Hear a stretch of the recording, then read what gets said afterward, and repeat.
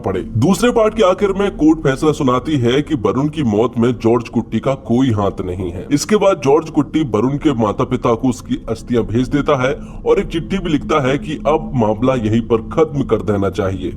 लेकिन कहानी यहीं खत्म नहीं होती। अब तीसरे पार्ट में फिर वही पुरानी आग भड़कने लगती है। इस बार कहानी बहुत सीधी दिखाई जाती है। एक तरफ जॉर्ज कुट्टी और उसका परिवार है जो किसी भी तरह उस पुराने मर्डर केस से हमेशा के लिए बाहर निकलना चाहता है। दूसरी तरफ वरुण के माता पिता गीता और प्रभाकरन जो आज भी यही मानते हैं कि उनके बेटे का असली कातिल जॉर्ज कुट्टी ही है। सबको सच पता है लेकिन किसी के पास उसे साबित करने का कोई सबूत नहीं है।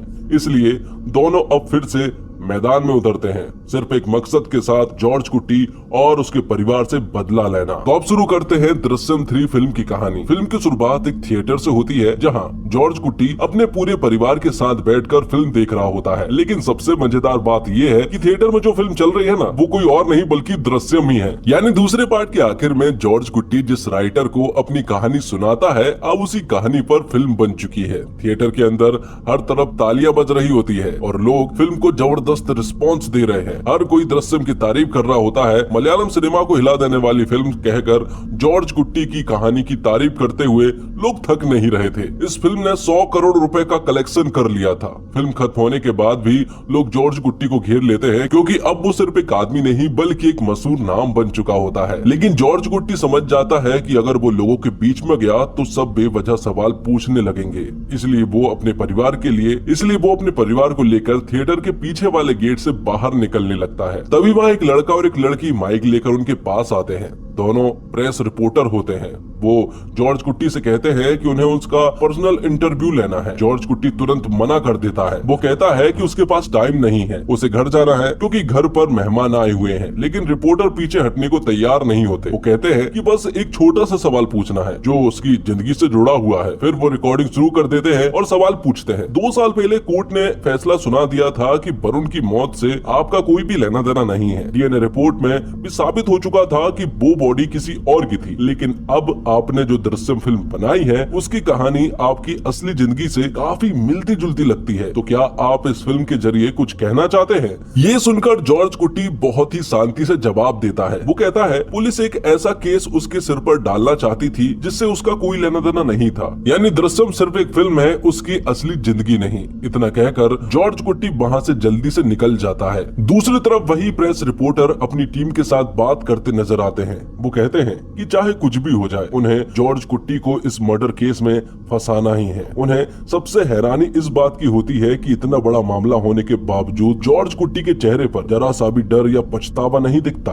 इससे साफ समझ आता है कि उसने परिवार को कितनी मजबूती से संभाल रखा है। उधर जॉर्ज कुट्टी की बड़ी बेटी अंजू के लिए रिश्ता ढूंढा जा रहा था। हर हफ्ते कोई ना कोई ब्रोकर नया रिश्ता लेकर आता, लेकिन कोई भी रिश्ता फाइनल नहीं हो पाता क्योंकि जैसे ही लोगों को पता चलता है कि अंजू उसी परिवार की है जिसका नाम वरुण मर्डर केस में जुड़ा हुआ था, तो सब लोग पीछे हट जाते। ये बात सुनकर रानी बहुत दुखी हो जाती। वो रोते हुए कहती है कि कोर्ट ने तो साफ साफ कह दिया है कि उनका उस हत्या से कोई रिश्ता नहीं है, फिर भी लोग उनकी बेटी को अपनाने के लिए तैयार नहीं है। तब जॉर्ज कुट्टी कहता है अब गाँव या आसपास रिश्ते ढूंढने का कोई फायदा नहीं है, अब बाहर कहीं लड़का देखना पड़ेगा। इसी बीच दृश्यम फिल्म की सफलता से पूरा परिवार बहुत खुश होता है। जॉर्ज कुट्टी फिर से नई फिल्म बनाने की बात करता है, लेकिन ये सुनते ही रानी डर जाती है और वो कहती है कि और फिल्में बनाने की जरूरत नहीं है, ये एक फिल्म ही काफी है। अब उन्हें सिर्फ अंजू की शादी करवा कर एक शांत जिंदगी जीनी चाहिए। तो जॉर्ज कुट्टी किसी भी हालत में अपनी बेटी की शादी करवाना चाहता है, लेकिन हर बार वरुण केस की वजह से मामला बिगड़ जाता। इसी दौरान जॉर्ज कुट्टी के घर जोशी नाम का आदमी आता है। अगर आपको याद हो तो दूसरे पार्ट की शुरुआत में यही आदमी पुलिस को बताता है कि वरुण की लाश पुलिस स्टेशन के नीचे दफनाई गई थी। अब जोशी बहुत परेशान हालत में जॉर्ज कुट्टी के सामने बैठता है। वो कहता है उस केस के बाद उसकी जिंदगी पूरी तरह से बदल गई। जिस काम में हाथ डालता है उसमें नुकसान ही मिलता।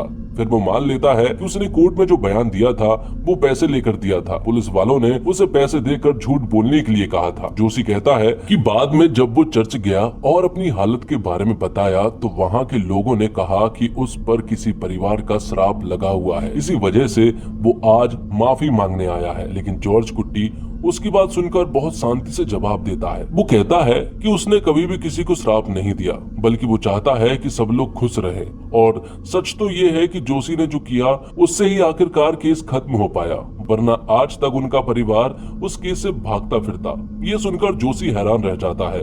फिर जॉर्ज कुट्टी उससे पूछता है कि आजकल वह क्या कर रहा है। जोशी बताता है कि उसने बस स्टैंड के पास एक छोटी सी बेकरी खोली है, लेकिन वो घाटे में चल रही है। तब जॉर्ज कुट्टी उसे सलाह देता है कि थोड़ा लोन लेकर दुकान बढ़ाए, लेकिन जोशी कहता है कि वो पहले ही कर्ज में डूबा हुआ है। तब जॉर्ज कुट्टी खुद उसकी मदद करने की बात करता है। वो कहता है कि अगर कभी पैसे की जरूरत पड़े तो बिना झिझक उसके पास आ जाए। यही फिल्म बहुत खूबसूरती से जॉर्ज कुट्टी के कैरेक्टर को दिखाती है। जिस इंसान ने उसके खिलाफ गवाही दी, उसी की मदद के लिए वो आगे खड़ा होता है। यानी चाहे उसके दुश्मन हो या गद्दार, जॉर्ज कुट्टी कभी किसी को बर्बाद नहीं देखना चाहता।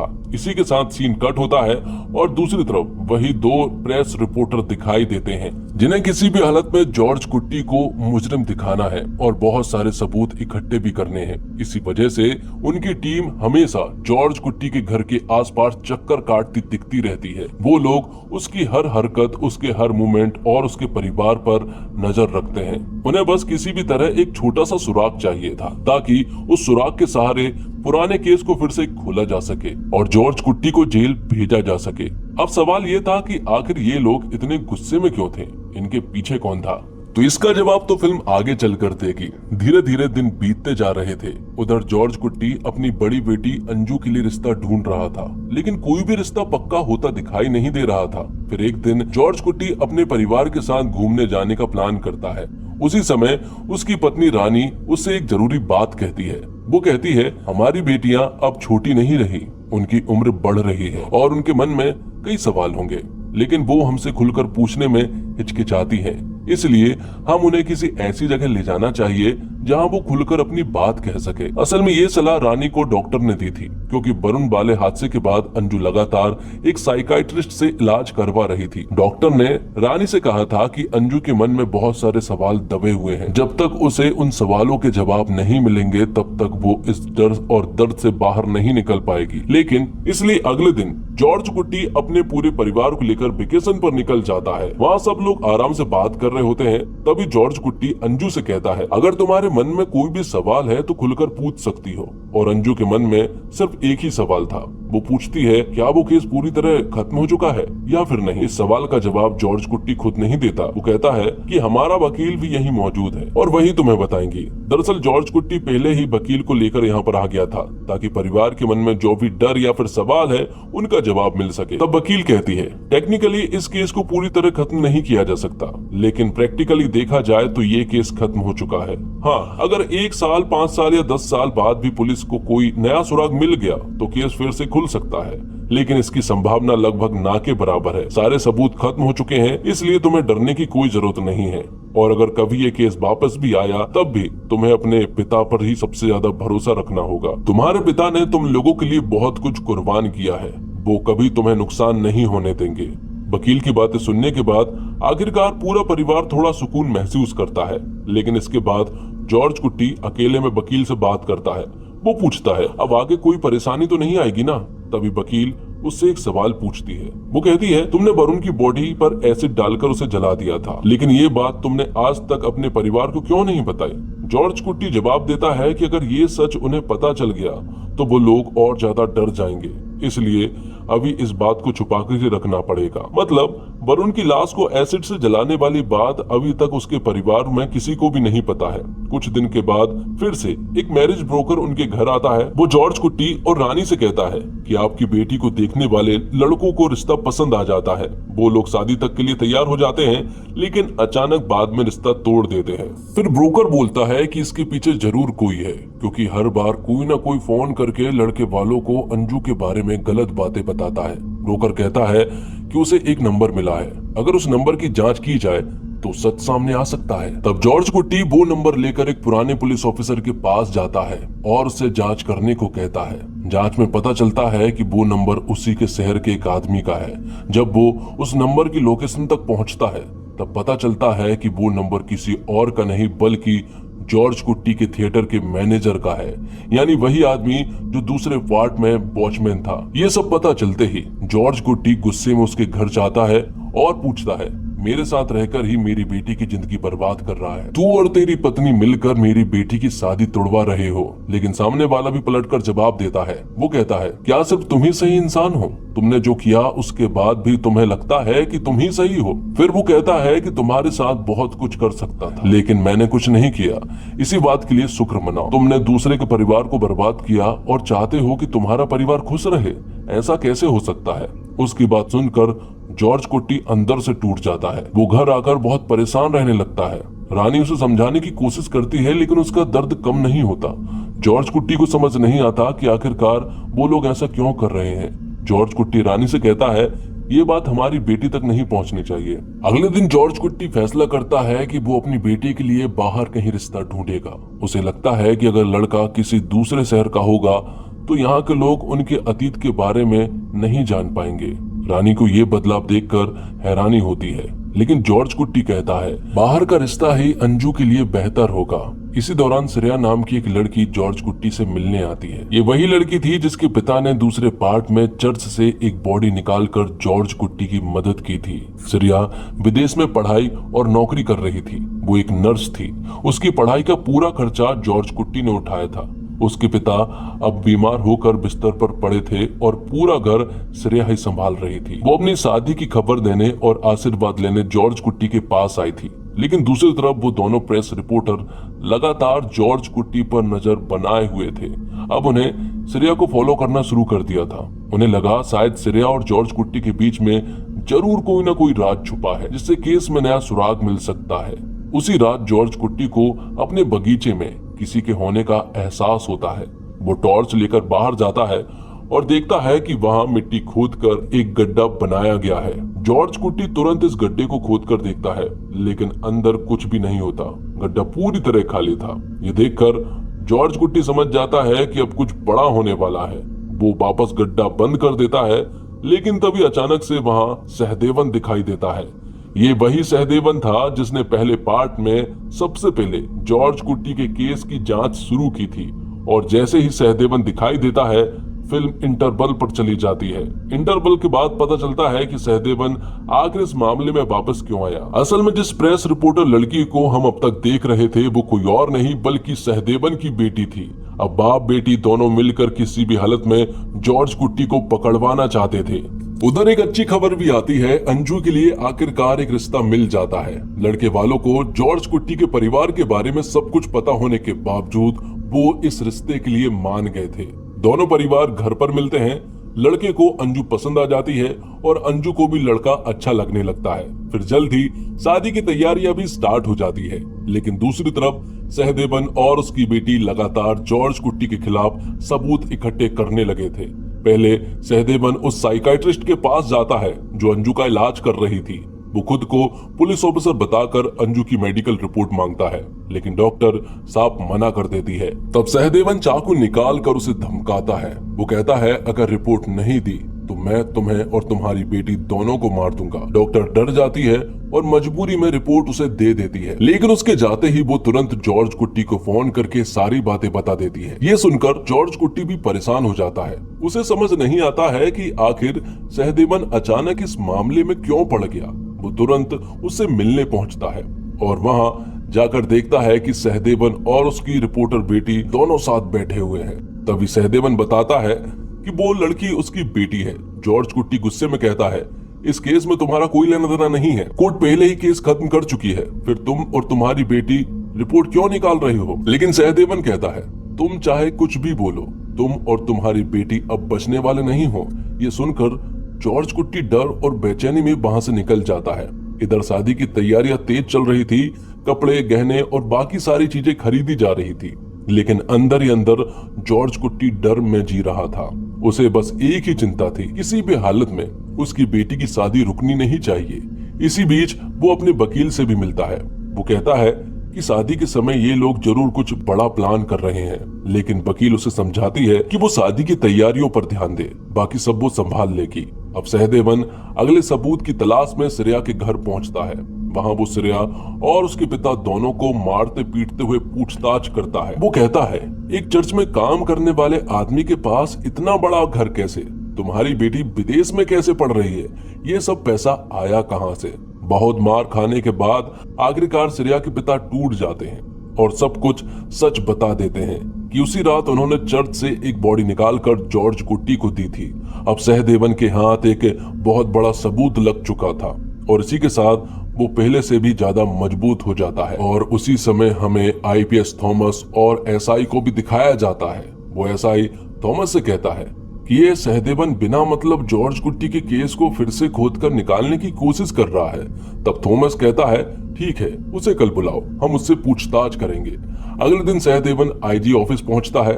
अब थॉमस उससे पूछता है कि आखिर तू इस केस को फिर से क्यों खोद रहा है। तब सहदेवन बड़े घमंड से कहता है ये केस अभी खत्म नहीं हुआ है और मैं इसे फिर से बाहर निकाल कर रहूंगा। असल में थॉमस को सहदेवन बिल्कुल पसंद नहीं था, क्योंकि भले ही वो एक पुलिस ऑफिसर रहा हो, लेकिन उसने कई गैर कानूनी काम किए थे।